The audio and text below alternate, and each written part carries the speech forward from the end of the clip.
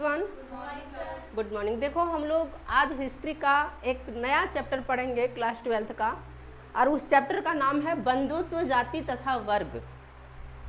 बंधुत्व मतलब भाईचारा, जाति मतलब कास्ट, और वर्ग मतलब होता है बहुत तरह के लोग जो रहा करते थे। वो कहने का मतलब है कि आरंभिक समाज वहाँ पर कैसा था। हम लोग देखेंगे कि 600 BC से लेकर के 600 AD तक जो है वो कैसा रहा था वहाँ पर। यहाँ पर देखो, यदि हम लोग 600 BC से 600 AD तक देखें तो 600 BC से 600 AD तक बहुत तरह के परिवर्तन हुआ था, बहुत विकास हुई थी। किस किस सेक्टर में विकास हुआ था? तो वहाँ पर जो है सो विस्तार हुआ था किसका? कृषि का। कृषि, पहले कृषि खेती नहीं हुआ करता था, लेकिन धीरे धीरे खेती होना शुरू हुआ। उसके बाद वन क्षेत्र का भी विकास हुआ। वन क्षेत्र का आने का मतलब जंगलों का। पहले लोग जो है सो जंगल को काट दिया करते थे, धीरे धीरे समझने लगे और उसको काटने के लिए छोड़ देने लगा। जीवन शैली भी, जीवन शैली कहने का मतलब हुआ जीने का तरीका। फैन बंद कर दो। जीने का तरीका, पहले लोग कैसे जिया करते थे, कैसे रहा करते थे। तो यदि हम लोग एंशिएंट हिस्ट्री में देखें तो एंशिएंट हिस्ट्री में पहले लोग जो है सो पत्ता पहना करते थे, अपनी इज्जत को ढकने के लिए पत्ता पहना करते थे। लेकिन धीरे धीरे वो सब डेवलप हुआ, फिर कपड़ा का इन्वेंट हुआ, कपड़ा पहनने लगा भगवा, और भगवा से धीरे धीरे जो है सो वो आज कपड़ा पहनने लगा। और अभी ऐसा समय आ गया कि आज जींस टॉप चल रहा है ना। तो जीवन शैली में भी परिवर्तन आया। पहले लोग खाते पीते थे तो खाते पीते थे, अचर पचर नहीं खाते थे। आज पिज्जा, बर्गर, फास्ट फूड में बहुत तरह तरह का चीज़ आ गया है। सामाजिक विषमताएं भी उत्पन्न हुई। कहने का मतलब पहले इतना जाति उति नहीं चलता था, लेकिन जो ही धीरे धीरे आगे विकास होता चला गया, जाति उति भी आगे बढ़ती चली गई। तुम हिंदू हो, तुम मुस्लिम हो, तब तुम नीचे जाति के हो, तुम ऊंचे जाति के हो, तुम ब्राह्मण हो तो तुम महार हो। समझा कि नहीं? इस तरह से बहुत तरह के चेंजेस होने लगा। लेकिन इसी 600 BC से 600 AD के बीच में 500 BC में एक ग्रंथ जो है महाभारत, उसका निर्माण होना शुरू हो गया।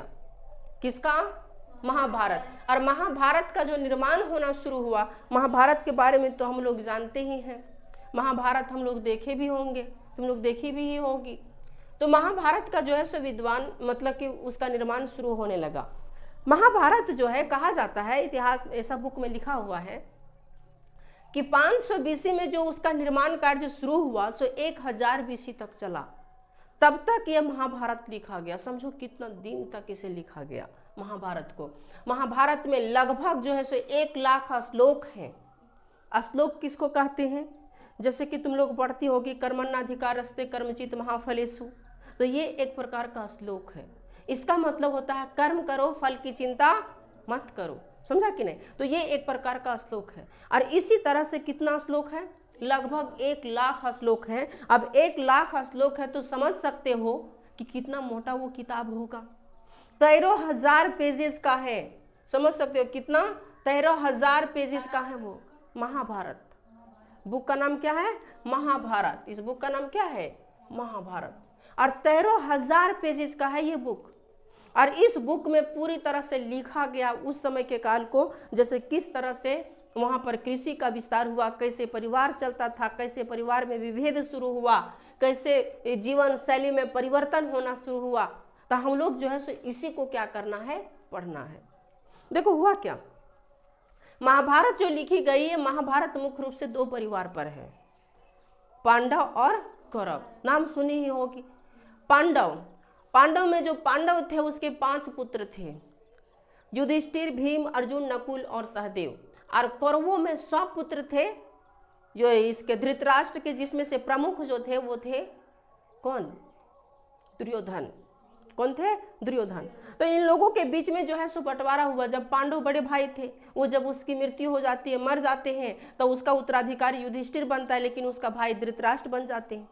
अब धृतराष्ट्र बन जाते हैं तो धृतराष्ट्र का बेटा था दुर्योधन, जब उससे हिस्सा मांगा गया कि मुझे हिस्सा दे दो, तो हिस्सा देने से मना कर दिया। उन्होंने बोला कि पांडव कौरवों से 1 इंच सुई भर ही जमीन हमसे नहीं ले सकता है। इसी में जिद में आ गया पांडव और कौरव, और दोनों के बीच में भयानक लड़ाई होती है, युद्ध हो जाता है। और जब युद्ध हो जाती है तो इस युद्ध में अंततः जो सो हार किसकी होती है? कौरवों की। 100 भाई थे कौरव, और कौरव की ओर पूरी सेना था। पांडव की ओर कुछ नहीं था, पांडव था और उसके साथ कृष्ण भगवान थे और कोई नहीं था।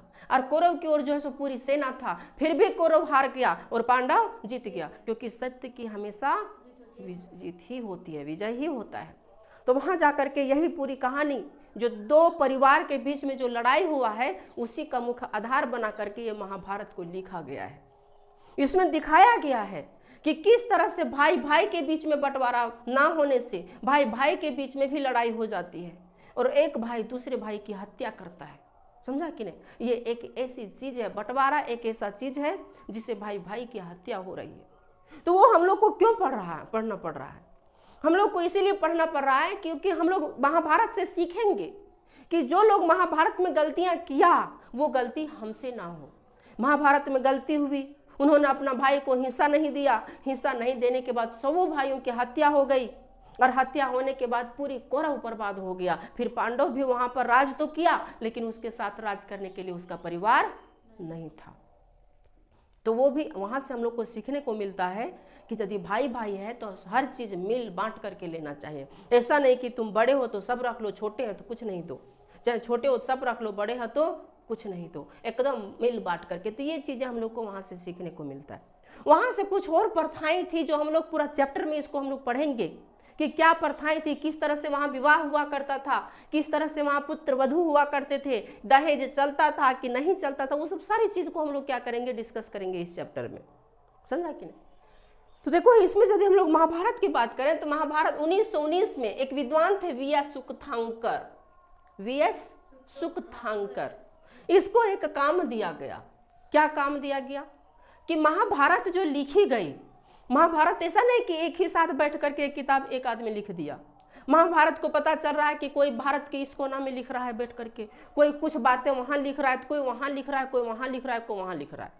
जैसे कि मान ली झारखंड की बात करें, झारखंड में कोई पता चल रहा है रांची में लिख रहा है, कोई गिरिडीह में लिख रहा है, कोई हजारीबाग में लिख रहा है, कोई चतरा में लिख रहा है, कोई खूंटी में लिख रहा है। हाँ, तो इसको जो है सो संस्कृत के विद्वान थे वीएस सुकथांकर, 1919 में इसे जिम्मा दिया गया कि तुम ऐसा करो कि महाभारत को जो पूरे भारत के विभिन्न विभिन्न कोना में लिखा गया है, कर्नाटक, कहाँ नेपाल, कहाँ जम्मू कश्मीर, समझा कि महाराष्ट्र, तमिलनाडु, हरियाणा, यूपी, उन सभी को एकत्र करो, एक साथ करो, ढूंढो कौन महाभारत क्या लिखा है, कौन किस बात को लिखा है, और उन सब किताब मतलब उन सब पृष्ठों को एकत्र करके उन्होंने एक मोटा बुक बनाया और उस मोटा बुक का नाम ही रख दिया क्या चीज, महाभारत।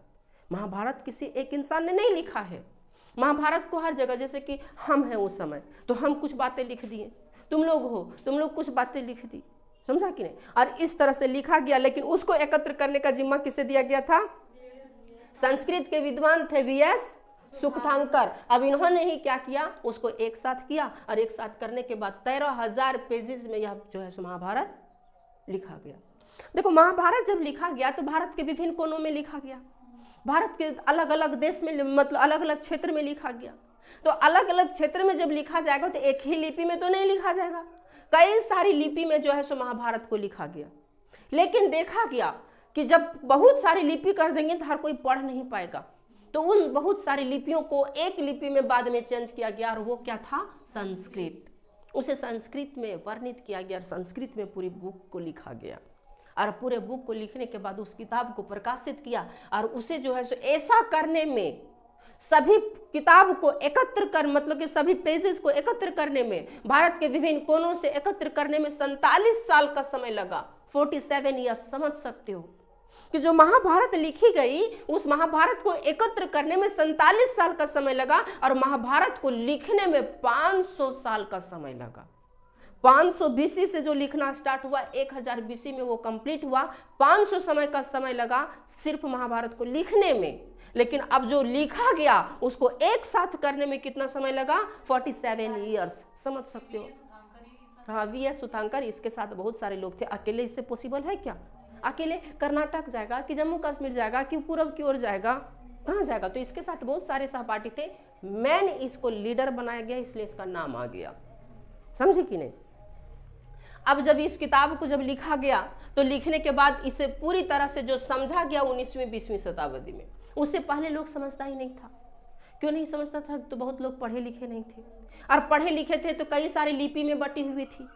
कोई ए लिपि में, कोई वो लिपि में। हम लोग अभी पढ़ पाएंगे हम लोग देवनागरी लिपि, ज़्यादा से ज़्यादा हम लोग संस्कृत पढ़ पाएंगे, इंग्लिश पढ़ पाएंगे।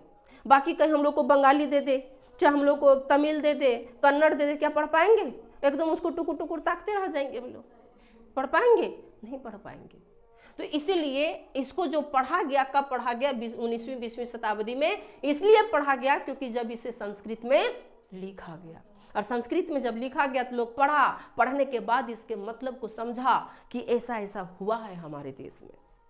समझे कि नहीं? देखो बाद में क्या किया गया, इसी किताब को बाद में कई सारी लिपि में भी, कई सारी भाषा में लिखी गई, जैसे पाली, प्राकृत और तमिल। भले इसका कई सारी भाषा कर दिया जाए, लेकिन इसका मूल भाषा क्या था? संस्कृत। मूल भाषा इस महाभारत का क्या था? संस्कृत था। बाद में कई भाषा में इसे करके समझा गया, लेकिन इसका मूल भाषा जो था वो क्या था? संस्कृत था। तो ये था महाभारत के संकलन के बारे में।